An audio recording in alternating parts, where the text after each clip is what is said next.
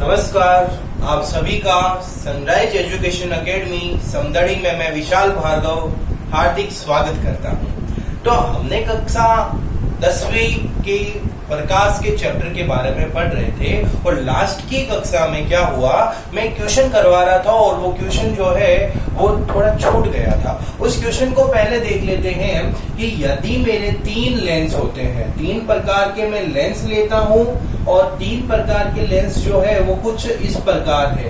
पहला जो लेंस है वो उत्तल लेंस है, दूसरा जो लेंस है वो अवतल लेंस है, तीसरा जो लेंस है वो उत्तल लेंस है। मतलब यहाँ पर ये फर्स्ट कॉन्वेक्स, कॉनकेव, कॉन्वेक्स, इनको नाम दे दिया बेटा मैंने ए, बी और सी।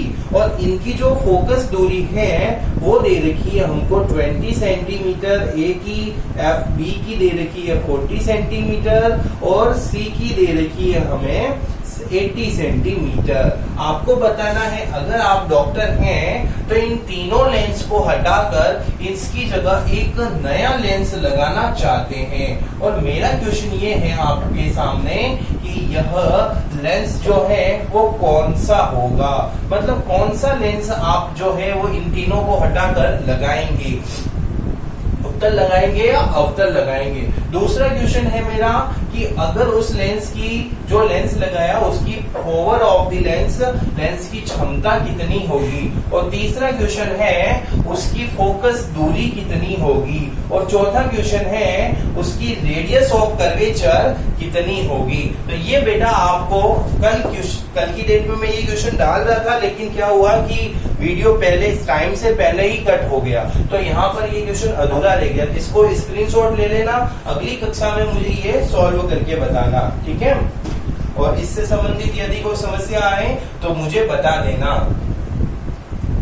ओके। चलो अब हम जो आज का नया टॉपिक शुरू करने वाले हैं वो करेंगे आंख, नेत्र, जिसको आई बोलते हैं, चक्षु बोलते हैं, नयन बोलते हैं। आपने आंख के पर्यायवाची शब्द देखे होंगे ना। तो आज हम जो बात करने वाले हैं वो आंख के बारे में बात करेंगे, नेत्र के बारे में। आंख, आई, बहुत ही साधारण सा टॉपिक है, ज्यादा टफ नहीं है। 2-3 बार अगर हम डायग्रामेटिकली प्रैक्टिस करते हैं तो इजीली अपन इस चीज को समझ सकते हैं। तो डायग्राम बनाना हमको देखना पड़ेगा। तो डायग्राम बेटा कैसे बनाते हैं, आप मेरे साथ साथ या तो डायग्राम बनाते हुए चलो। देखो मैंने यहाँ पर सबसे पहले ऐसे चाप काटा, चाप नहीं है ऐसे गोला लिया और यहाँ से मैं ऐसे घुमावदार गोला लेके ऐसे चल देता हूँ। ऐसे आपको ये एक ढांचा बनाना है। फिर ये जो बिंदु है बेटा, ये वाला बिंदु और ये वाला बिंदु, इसको थोड़ा उभार दिला के ऐसे मिलाना है। ये चीज समझ में आई आपको, उभार दिला के मिलाना है। अब यहाँ से अपन को एक लाइन ड्रॉ करनी है और ये जो होता है इसको बोलते हैं श्वेत पटल। क्या बोलते हैं इसको, ये जो मैंने बनाया है ये बोलते हैं इसको श्वेत पटल, जिसको इंग्लिश में बोलते हैं स्क्लेरा।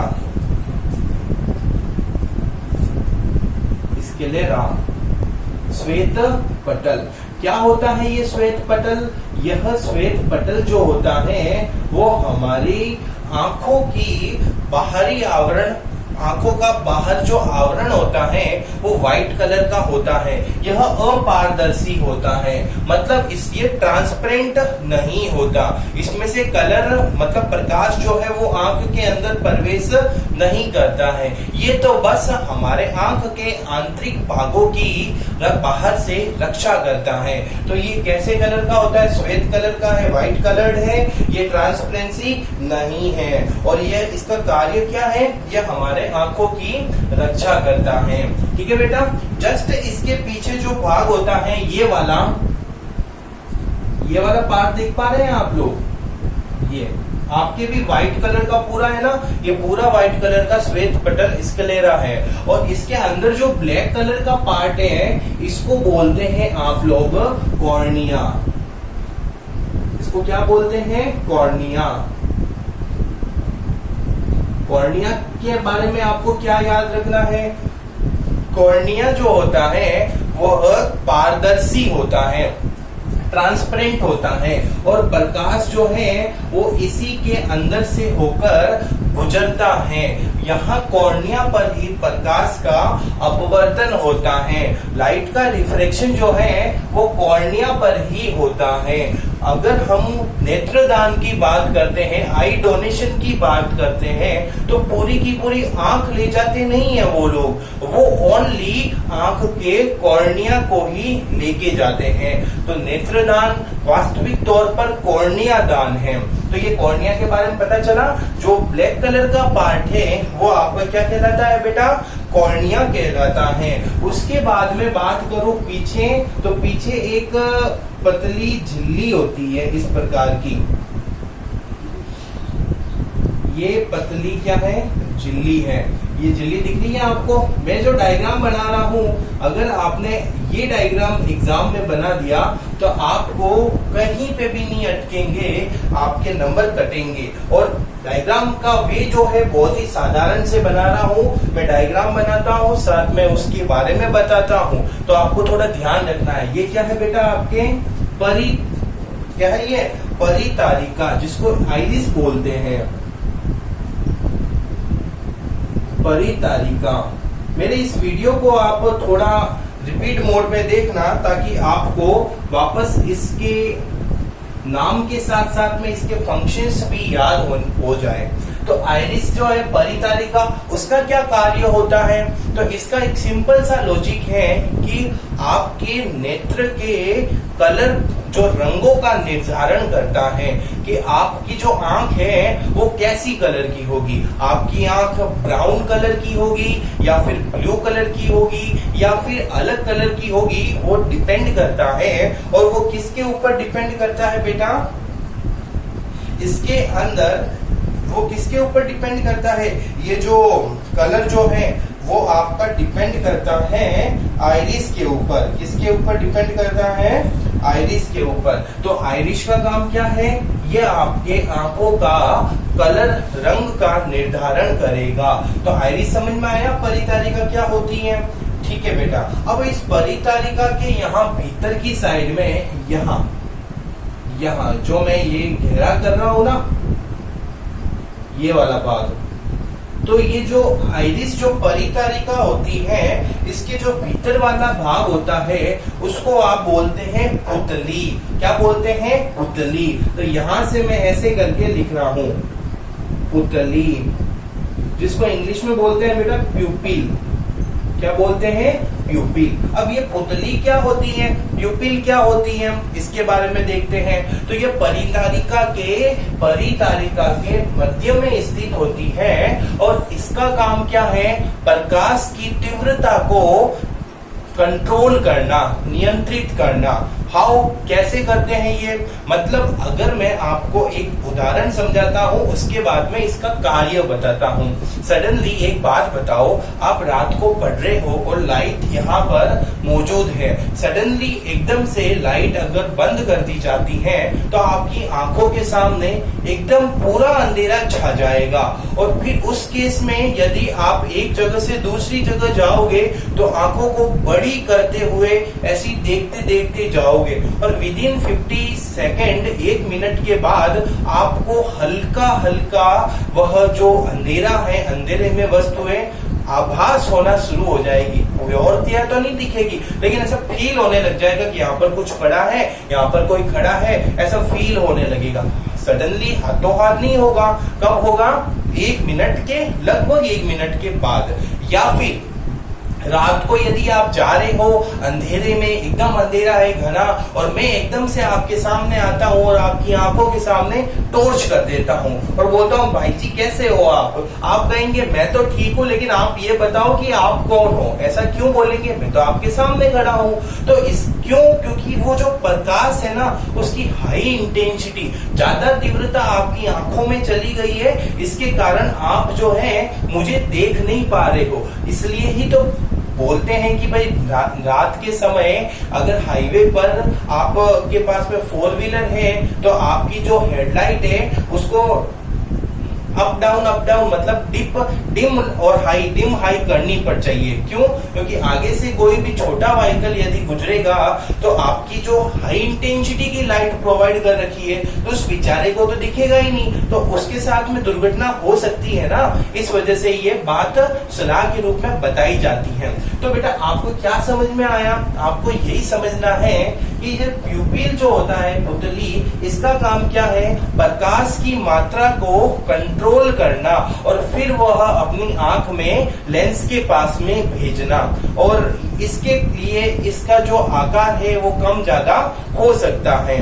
तो उदाहरण के तौर पे बोलूं कि भाई जैसे एकदम बहुत ज्यादा प्रकाश है, जैसे कमरे से मैं जस्ट बाहर निकला, अगर मैं घर 4 घंटे घर पे रहा और सडनली मैं धूप में बाहर निकलता हूं तो अपन आंखों को ऐसे मई कर देते हैं, छोटी करते हैं या नहीं करते हैं? तो यही तो है, क्या है कि जब हाई प्रकाश हो, मतलब प्रकाश की तीव्रता ज्यादा हो, प्रकाश की तीव्रता इंग्लिश में क्या बोलेंगे बेटा? इंटेंसिटी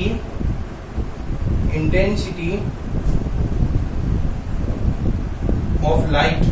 इंटेंसिटी ऑफ लाइट जो है यदि वो हाई है तो उस केस में जो ये पुतली है इसको छोटा कर देते हैं हम, और यदि यह इंटेंसिटी ऑफ लाइट जो है डिम लाइट में है तो उस केस में हम बड़ा करते हैं। मतलब सूर्य की प्रेजेंस में तो हम आंखों को छोटी कर देंगे और जैसे ही लाइट चली जाए तो आंखों को यूं बड़ी बड़ी करके अपन देखेंगे आसपास में कि बताओ, देखते हैं कोई है तो नहीं है, लेकिन फिर भी नहीं दिखता है जब तक वो अपनी आंखों का जो साइज है वह उस एनवायरमेंट के साइज के अकॉर्डिंग नहीं हो जाता। तो बेटा आपको ये समझ में आया पुतली जो है वो प्यूपिल क्या होती है? ठीक है, अब मैं आपको जस्ट इसके बीच में सबसे पहले श्वेत पटल, फिर कॉर्निया, उसके बाद में परितारिका, और परितारिका के मध्य में ही पुतली होती है। और जस्ट इसके पीछे की बात करूं तो यहाँ पर हमारा लेंस लगा होता है। अब मेरा आज का क्वेश्चन ये है, कमेंट बॉक्स में आपको बताना है कि ये लेंस कौन सा होता है, नेत्र का लेंस कौन सा होता है। तो कमेंट बॉक्स में आप बता देंगे बेटा नेत्र का लेंस कौन सा होता है, ये मैं ही बता दूं। चलो, यह लेंस जो है वह उत्तल लेंस होता है, और ये जो मसल से मांसपेशियों के द्वारा ये उत्तल लेंस जो है वह जुड़ा हुआ है, मांसपेशियां, और इसको बोलते हैं अपन लोग मसल्स। और ये जो है ना बेटा इसको बोलते हैं नेत्र लेंस, नेत्र lens, eye lens, eye lens. गहरा बनाऊं या समझ में आ गया? आई होप आप समझ सकते हो, इतने प्यारे बच्चे हो, आपकी चीजें समझ सकते हो। नेत्र लेंस होता है आई लेंस। ये आई लेंस जो है यह अपने आकार को कम ज्यादा कर सकता है, किसकी सहायता से? इन मसल्स की सहायता से। मसल्स की सहायता से नेत्र जो है वो अपनी फोकस दूरी को या वक्रता त्रिज्या को घटा भी सकता है और बढ़ा भी सकता है। इसी को लेंस की समंजन क्षमता कहते हैं। इसको अपन क्या बोलते हैं? समंजन क्षमता, नेत्र की एबिलिटी जो है, पावर जो है, उसको हम बोलते हैं। चलो अब हम बात करते हैं इस नेत्र के द्वारा, इस लेंस के द्वारा जो प्रतिबिंब का निर्माण होगा वह कहाँ पे होगा? तो यहाँ पीछे जो है इस वाले भाग, इसको बोलते हैं दृष्टि पटल। क्या बोलते हैं इसको?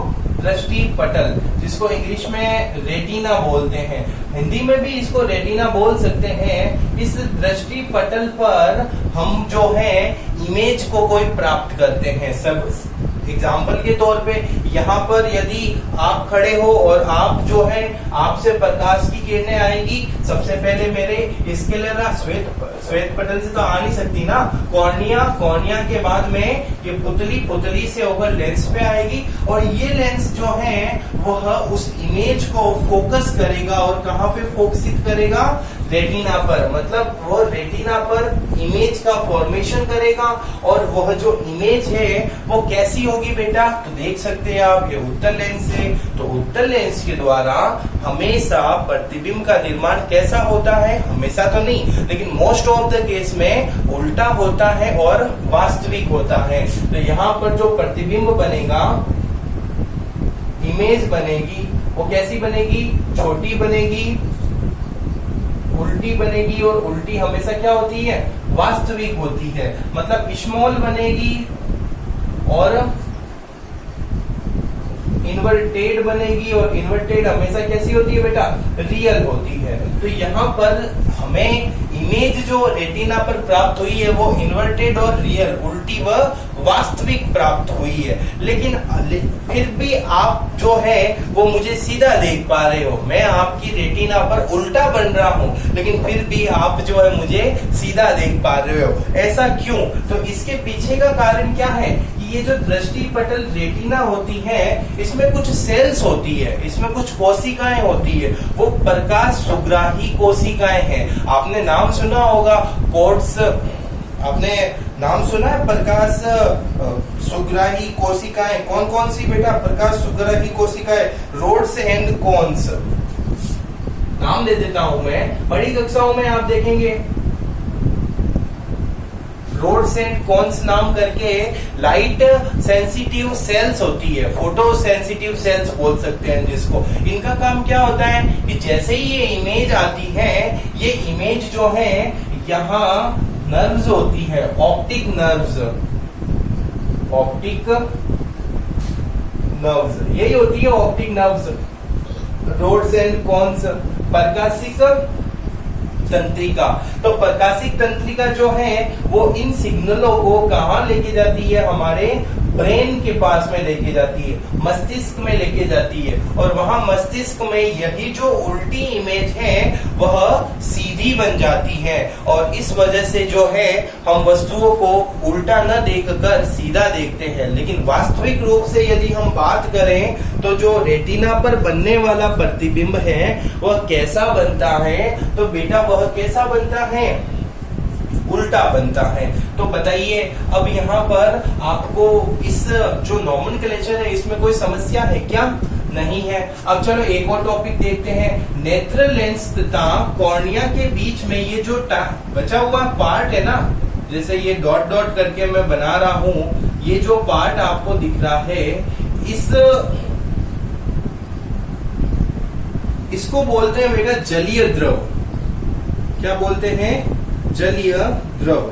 जल को एक्वस बोलेंगे, एक्वस ह्यूमर। ये एक्वस ह्यूमर क्या काम करता है?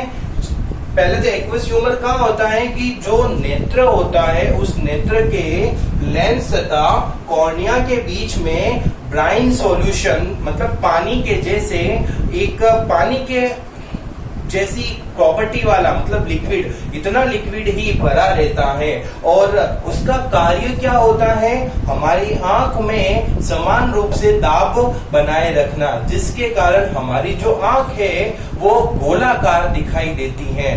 तथा इस जलीय द्रव में पहला कार्य क्या हो गया जलीय द्रव का, एक्वस ह्यूमर का, कि यह हमारी नेत्र को, आई को स्पेरिकल गोलाकार बनाने का काम करती है, समान दाब लगाकर। दूसरा काम क्या है? इसके अंदर कुछ न्यूट्रिशंस होते हैं, पोषक तत्व होते हैं, और ये पोषक तत्व हमारे आंख के कॉर्निया तथा लेंस को प्राप्त होते हैं। तो इसका काम समझ में आया जलीय द्रव का। ये कहाँ होती है बेटा? आई लेंस तथा कॉर्निया के बीच में होती है। और यहाँ पर तो चलो ये जलीय द्रव हो गया। अब दूसरा जो होता है वो होता है आपका काछाप द्रव। कौन सा द्रव होता है बेटा? काछाप द्रव, जिसको हम बोलते हैं विट्रस ह्यूमर। और ये विट्रस ह्यूमर कहाँ होता है? ये जो आई लेंस है और रेटिना है इसके बीच में, यहाँ जो मैं डॉट नहीं है, मैं इस टाइप से बना रहा हूं, इसको बोलते हैं बेटा काछाप द्रव। काछाप द्रव, विट्रस ह्यूमर। ये काछाप द्रव कैसा होता है?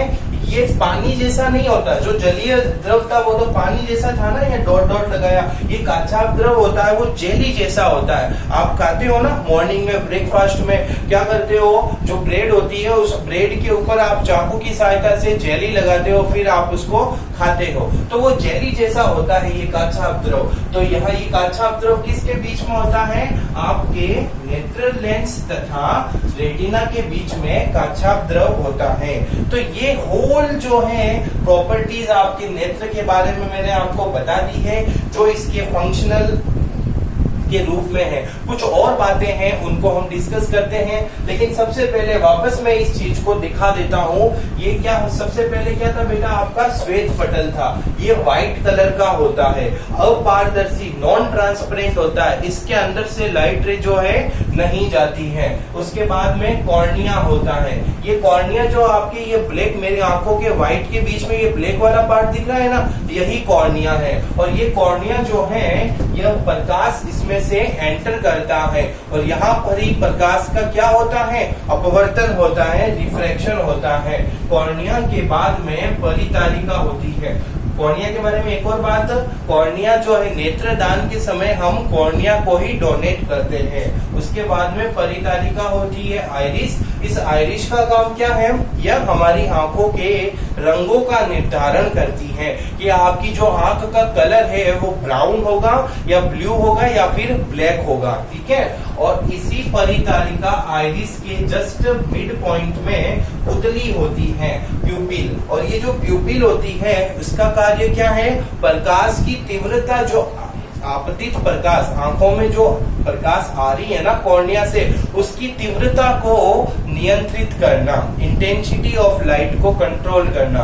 कैसे करती है, जैसे बहुत ज्यादा लाइट आ रही है, बहुत ज्यादा तीव्रता है, उस केस में ये प्यूपिल जो है वो छोटी हो जाएगी। और बहुत ही कम तीव्रता है, बहुत ही कम इंटेंसिटी है, उस केस में यह बड़ी हो जाती है। जो आप लोग करते हो ना, एकदम से आपके सामने कोई लाइट डाल दे तो आप आंखों को छोटी कर दोगे, और जब अंधेरा हो जाता है उस केस में आप आंखें फाड़ फाड़ के देखने की कोशिश करोगे। उसके बाद में हमने बात की थी बेटा, ये जो परितारिका के पीछे नेत्र लेंस होता है, ये नेत्र लेंस मांसपेशियों के द्वारा यहाँ पर ज्वाइंट होता है। मतलब मांसपेशियों की सहायता से ही नेत्र लेंस की जो फोकस दूरी है तो वो बढ़ भी सकती है और कम भी हो सकती है। इसी को हम समंजन, नेत्र की समंजन क्षमता कहते हैं, एकोमोडेशन ऑफ आई। ओके, उसके बाद में बात करते हैं इस नेत्र लेंस से, जो ये नेत्र लेंस है ये उत्तल लेंस होता है, और ये जो है आने वाली प्रकाश की किरणों को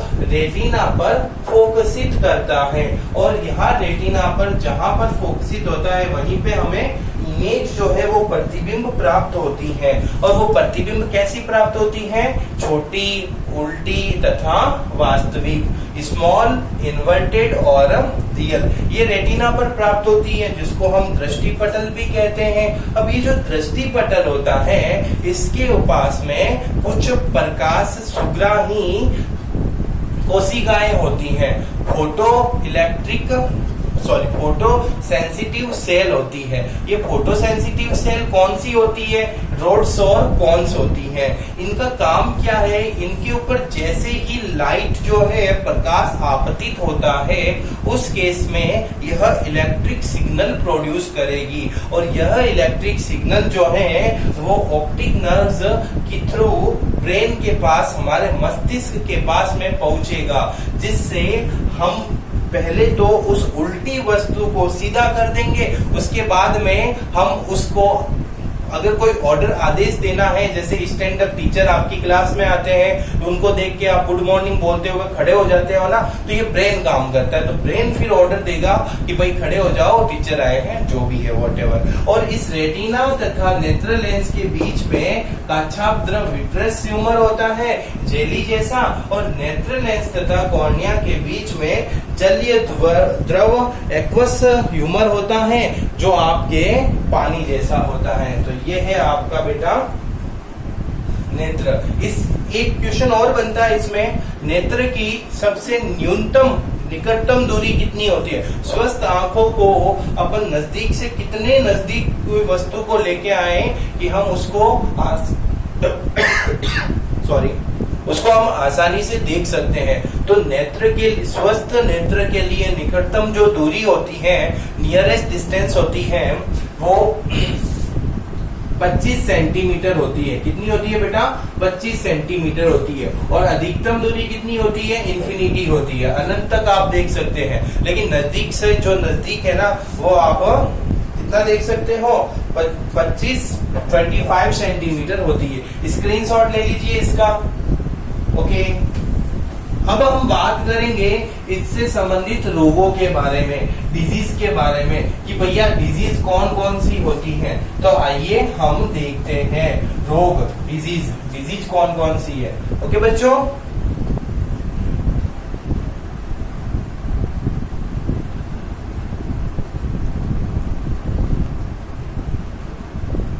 तो बेटा हमने अभी नेत्र के बारे में बात की, नेत्र की संरचना के बारे में बात की और हमने देखा कि नेत्र के लिए जो न्यूनतम दूरी होती है स्वस्थ आंखों के लिए वो कितनी होती है, 25 सेंटीमीटर। कितनी होती है, 25 सेंटीमीटर। मेरी आवाज एकदम सही आ रही है ना? ओके, तो अब हम बात करते हैं कि यदि अधिकतम दूरी कितनी होगी। अधिकतम दूरी इन्फिनिटी होगी, अनंत तक वो देख सकते हैं। ठीक है, चलो अब हम जो बात करेंगे वो नेत्र दोष के बारे में बात करेंगे। किसके बारे में बात करेंगे, नेत्र दोष के बारे में। तो क्या होते हैं नेत्र दोष, अपन देखते हैं। तो पहला प्रकार का जो डिजीज होती है, नेत्रों से संबंधित जो भी बीमारियां होती हैं उनको, जिनका निवारण हम लेंस के द्वारा कर सकते हैं, उनको हम चर्चा करेंगे। क्योंकि लेंस भी हमने पढ़ा और नेत्र भी पढ़ा। ठीक है, क्योंकि मेन तो लेंस था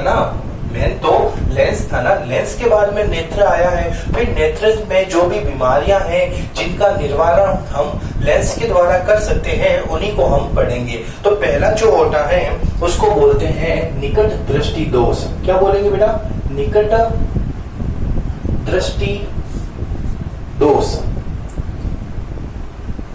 निकट दृष्टि दोष, या फिर इसको बोल सकते हैं मायोपिया। क्या बोलेंगे, मायोपिया,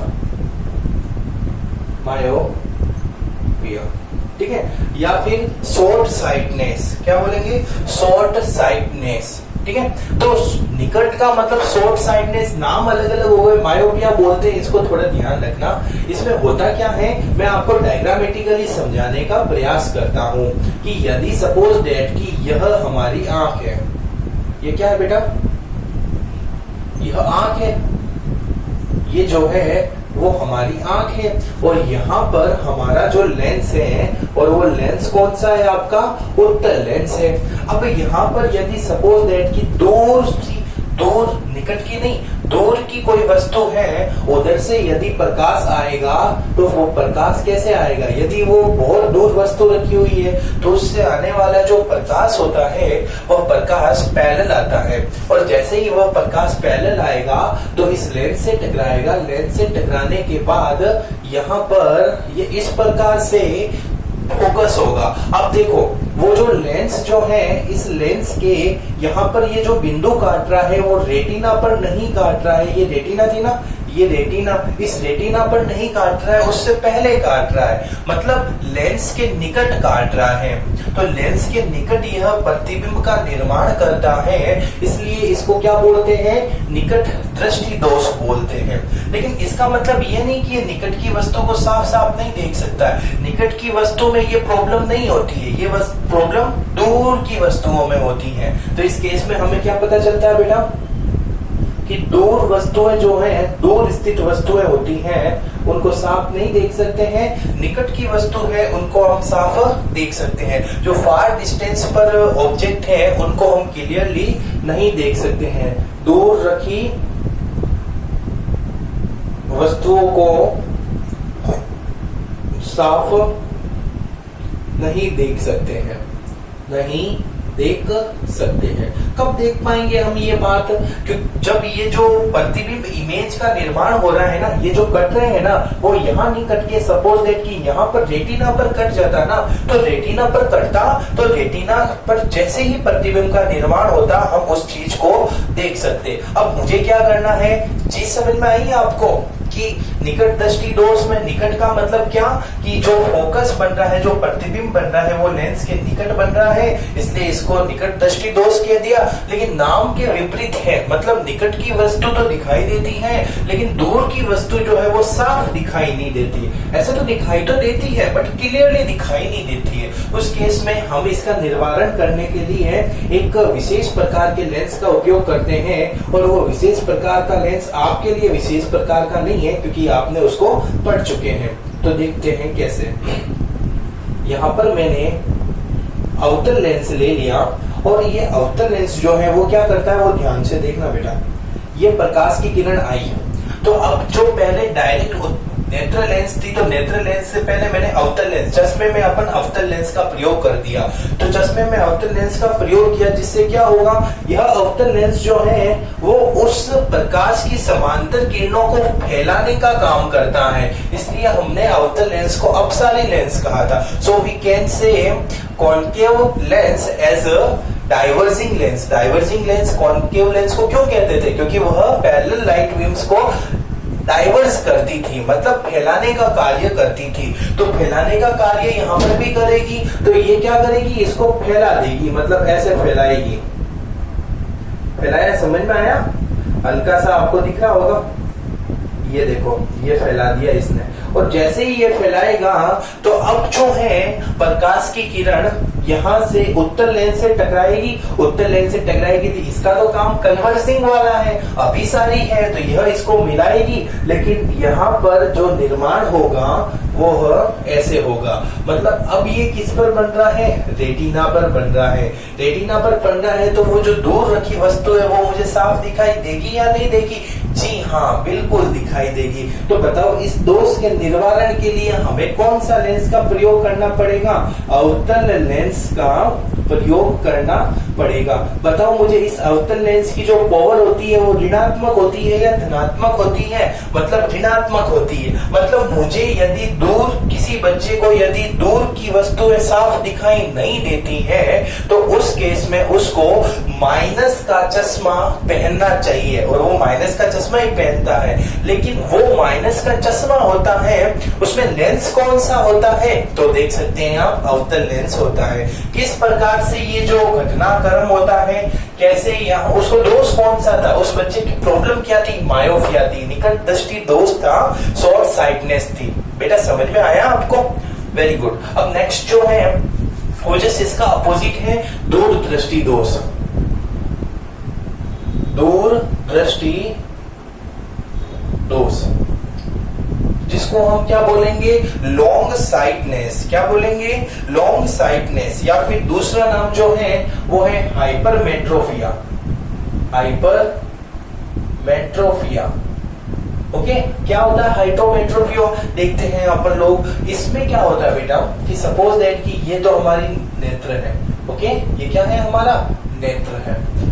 नेत्र में ये लेंस लगा हुआ है और यहाँ निकट कोई वस्तु रखी हुई है, नजदीक में कोई भी वस्तु रखी हुई है। तो अब ये वस्तु जो रखी है, इस वस्तु से यदि प्रकाश की किरण आएगी तो ऐसे आएगी, ऐसे, मतलब यहाँ पर कोई वस्तु रखी हुई है तो प्रकाश की किरण जो है वो कुछ ऐसे ही आएगी ना, ऐसे आ रही है प्रकाश की किरण। और जैसे ही प्रकाश की किरण ऐसे आएगी तो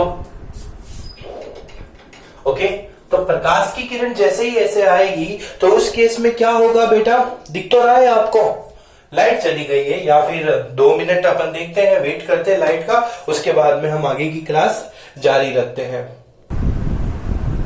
तो बेटा हम जो दूरदृष्टि हाइपरमेट्रोपिया देख रहे थे, दूरदृष्टि दोष, उसमें क्या होता है कि नजदीक यदि कोई वस्तु रखी हुई है तो उस नजदीक वस्तु रखी हुई है उससे जो प्रकाश की किरणें जाती हैं, तो वो प्रकाश की किरणें जैसे ही हमारे नेत्र के जो लेंस से टकराएगी, ये जो आप देख पा रहे हैं यहाँ पर नेत्र के लेंस से टकरा रही है ना, ये तो प्रकाश की किरण जो नेत्र के लेंस से टकराएगी तो उससे जो प्रतिबिंब का निर्माण होगा, मतलब जो प्रतिबिंब का निर्माण रेटिना पर होना चाहिए, तो वो प्रतिबिंब का निर्माण जो है वो रेटिना पर नहीं होकर थोड़ा सा पीछे की ओर बनेगा, मतलब लेंस से दूर बनेगा। और जैसे ही ये लेंस से दूर बनेगा तो हम बता सकते हैं, इसको बोलेंगे दूर दृष्टि दोष। तो आप देखो यहाँ पर जो प्रतिबिंब का निर्माण हो रहा है, वो प्रतिबिंब का निर्माण कहाँ हो रहा है बेटा?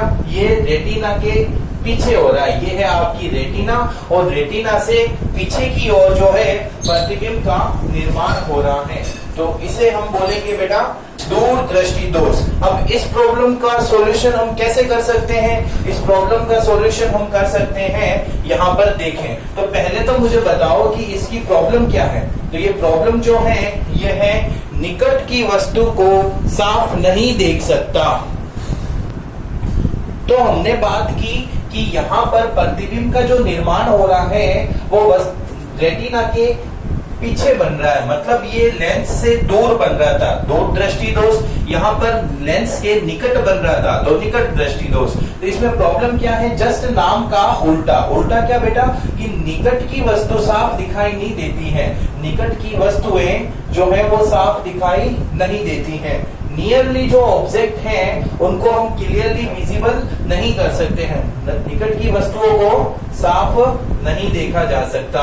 ठीक है, तो इसका सॉल्यूशन क्या होगा। अब इसका सॉल्यूशन यहाँ पर ये है जो मैं डायग्राम में बना रहा हूँ, तो ये मैंने नेत्र बना दी है बेटा, और नेत्र में अंदर आपकी आई के अंदर लेंस तो होता ही है, ये आपका लेंस है। अब यहाँ पर एक वस्तु है, इस वस्तु के लिए मैं एक चश्मा पहनता हूँ और उस चश्मे में जो लेंस लूंगा मैं वो उत्तल लेंस लूंगा।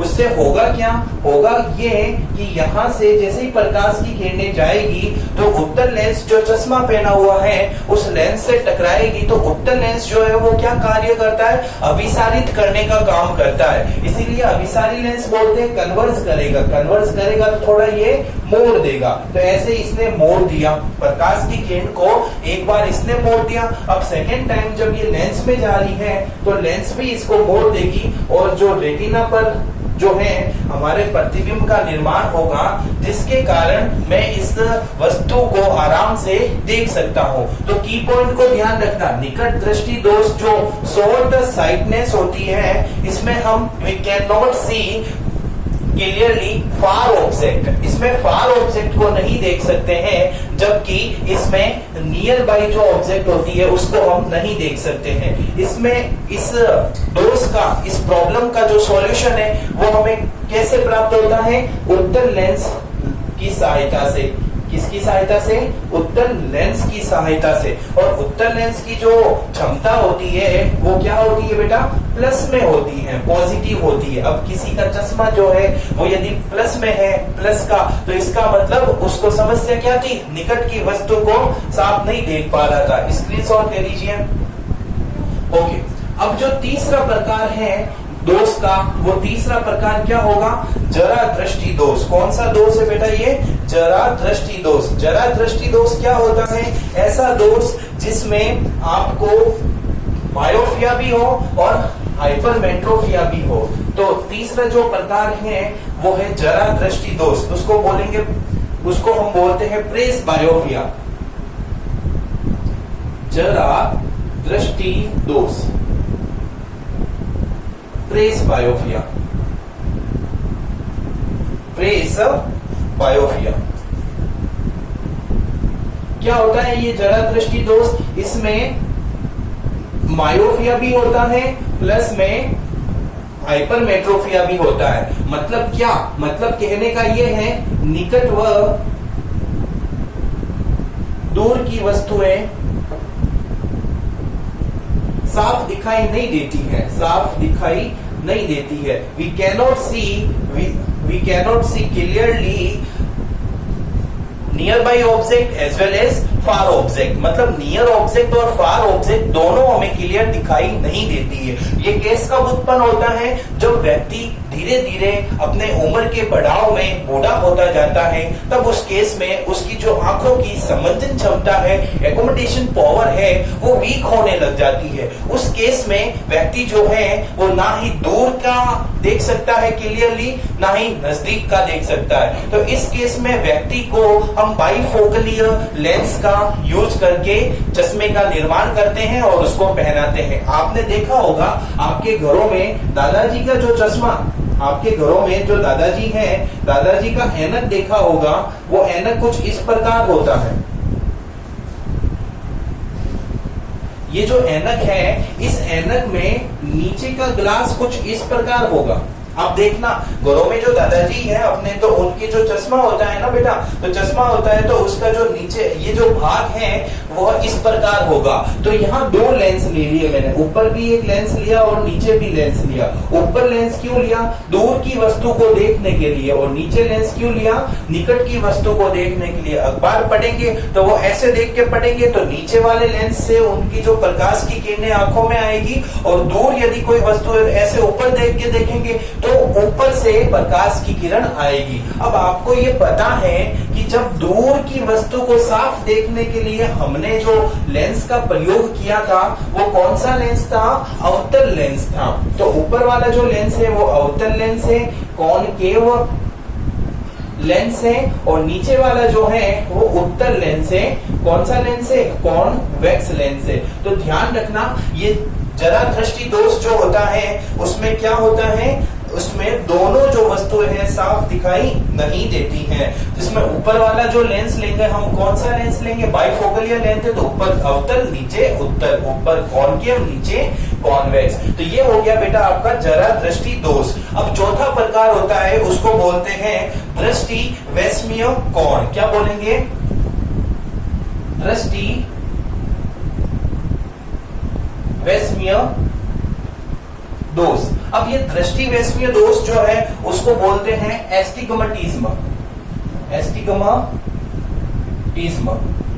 ठीक है। इसमें क्या होती है प्रॉब्लम? इसमें प्रॉब्लम होती है कि जो 90 डिग्री एंगल पर जो लाइनें होती हैं, कैसे 90 डिग्री पर? जैसे ये लाइनें जो हैं वो ऊर्ध्व रेखाएं हैं, ऊर्ध्व रेखाएं। इसको इंग्लिश में बोलते हैं वर्टिकल लाइंस, वर्टिकल लाइंस। और ये जो रेखाएं हैं बेटा ये है क्षैतिज रेखाएं, क्षैतिज रेखाएं। इसको इंग्लिश में क्या बोलते हैं? Horizontal lines, horizontal lines. तो व्यक्ति जो है या तो वह वर्टिकल लाइंस ऊर्ध्व रेखाओं को देख सकता है या फिर वह क्षैतिज रेखाएं हॉरिजॉन्टल लाइंस को देख सकता है, दोनों को एक साथ में नहीं देख सकता है। उस प्रकार की जो बीमारी होती है आंखों की, इस बीमारी को हम बोलते हैं दृष्टि वैषम्य दोष। क्या बोलते हैं? एस्टिग्मेटिज्म, ठीक है। और इस प्रॉब्लम का सॉल्यूशन जो है वो हमें कैसे मिलता है? हम इसमें बेलनाकार लेंस का प्रयोग करके चश्मा बनाते हैं, और उस बेलनाकार लेंस का प्रयोग करके जो चश्मा बनता है उसको पहनने से ये जो प्रॉब्लम है वो सॉल्व हो जाती है। बेलनाकार कैसा होता है बेटा? कुछ इस प्रकार से होता है बेलनाकार। और लास्ट जो है उसको बोलते हैं पांचवा प्रकार मोतियाबिंद, मोतियाबिंद, जिसको हम बोलते हैं कैटेरेक्ट,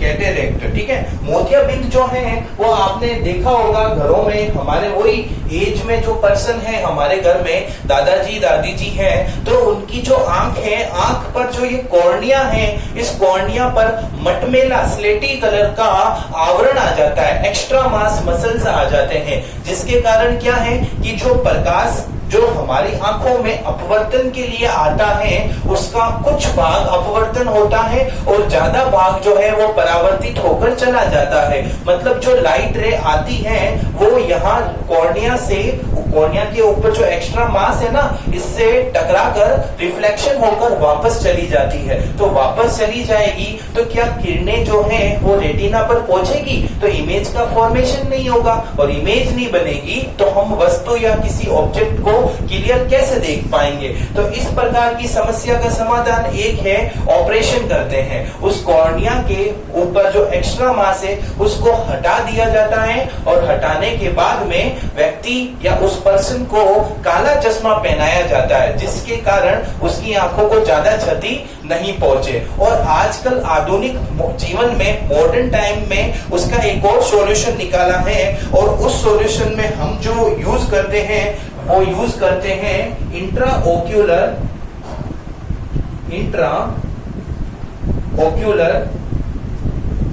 लेंस का प्रयोग करते हैं। किसका प्रयोग करते हैं बेटा?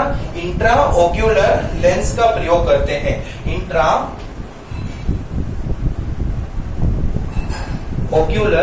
लेंस का प्रयोग करते हैं। कैसे करते हैं? जो कॉर्निया होता है, जो नेत्र लेंस होता है, उसको हटा दिया जाता है और उसकी जगह एक आर्टिफिशियल लेंस, कृत्रिम लेंस का प्रयोग किया जाता है। आपको पता है आर्टिफिशियल का मतलब क्या होता है? मैन मेड, जो जिसका निर्माण व्यक्ति करता है, इंसान करता है। तो कृत्रिम लेंस का प्रयोग करते हैं, उस कृत्रिम लेंस को क्या बोलते हैं? Intraocular lens. तो हमने आज की कक्षा में क्या पढ़ा बेटा?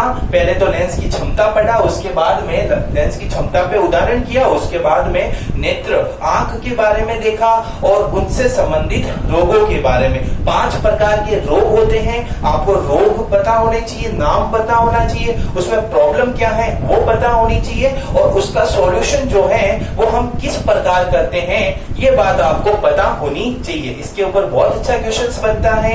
आई होप आपको समझ में आया होगा। मैं आशा करता हूं आप अपने घर पर बैठ के आराम से इस लेक्चर का आनंद ले रहे होंगे और अपने ज्ञान में वृद्धि कर रहे होंगे। धन्यवाद।